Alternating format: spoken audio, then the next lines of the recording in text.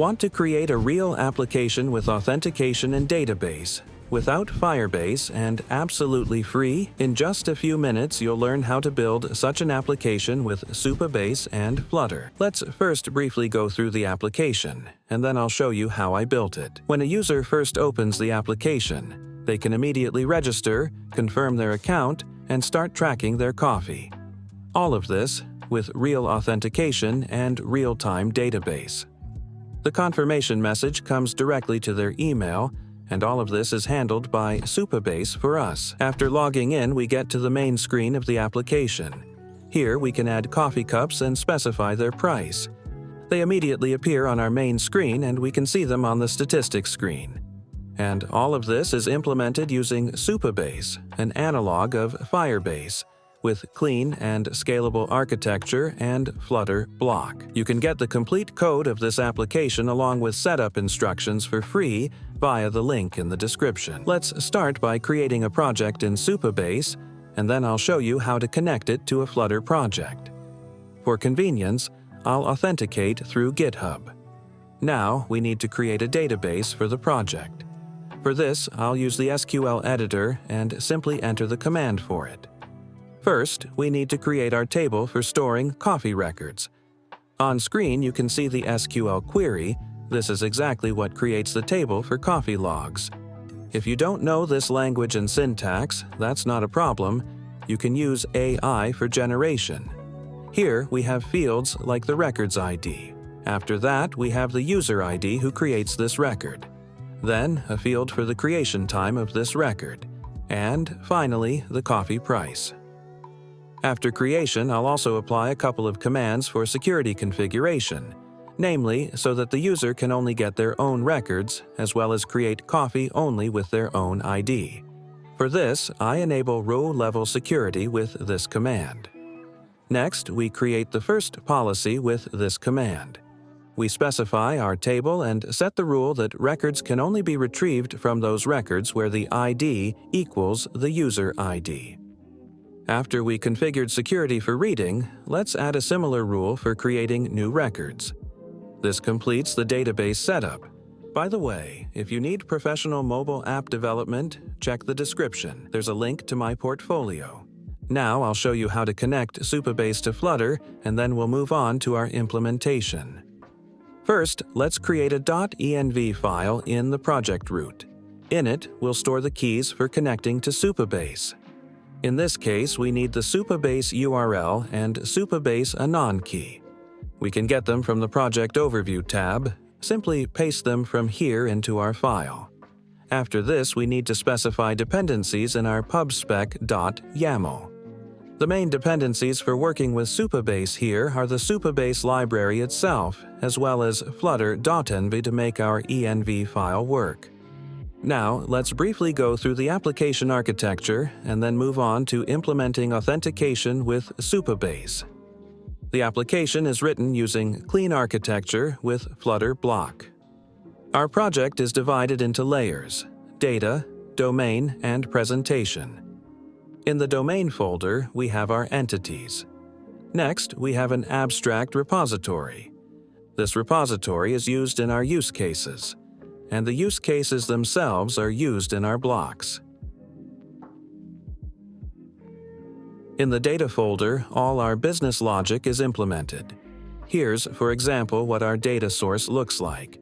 We'll look at this part in more detail later.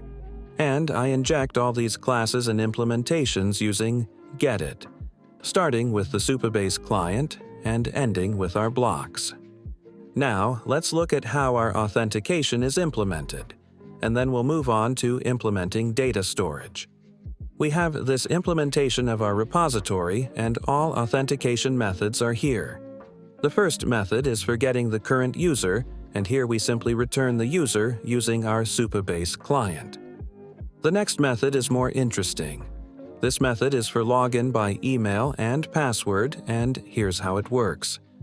We use our Supabase client and call the corresponding method passing parameters. This method returns an auth response which contains a user. If the user is not found, we throw an exception which will then be processed in the block. The next method is for registration. Here we simply pass the email and password again, but use the sign-up method. Supabase essentially does everything for us. When a user registers a new user, Supabase will automatically send them a confirmation link to their email. And after confirmation, it will store this user itself. All these methods come out of the box with Supabase. And the last method is logout. Here, everything is also simple. We just call the corresponding method. Now, let's look at how we work with data using Supabase, using the example of coffee logs. Here's, for example, a method for creating a coffee log in our data source. It takes a double-type parameter for price. Next, first we check our user, and if it's null, we throw an exception. Then we get the current date and assemble a map from the user ID, price, and current date. Note that to convert the date to a string, we use the toISO string method. Next, we need to somehow add this data to our Supabase. We need to add them to our table that we created, so we access it by name through the from method. After this, we add this data using the insert method. And we want to get the result from the database to make sure the operation was successful. For this, we use the select and single methods. This will all return us JSON of the new coffee log from JSON, and we need to convert it to our model and return it. Now, let's look at a more interesting method, namely getting today's records. First, we again check for the presence of a user. Then, I get today's date. Then, I add one day to it to get tomorrow's date.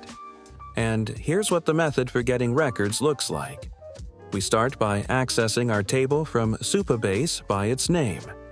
Next, we use the select method to start getting records. We only need records of the current user, so we use the EQ method passing the necessary filter. This method is deciphered as equal. We pass the column name and value to this method. As a result, we'll only get data that matches the filter. Now, we need to filter them by date, namely to make sure we get records where the date is greater than or equal to today, but less than tomorrow. First, we use the GTE method, which is deciphered as greater than or equal. We pass the column name that's responsible for the date, and as the second parameter we pass today's date. Now we do a similar operation only with the LT method, which is deciphered as lower than. Here we pass tomorrow's date. And at the end, we simply call the method to sort all this by timestamp. This will return us a list of JSON, and we simply map it to a list of our models.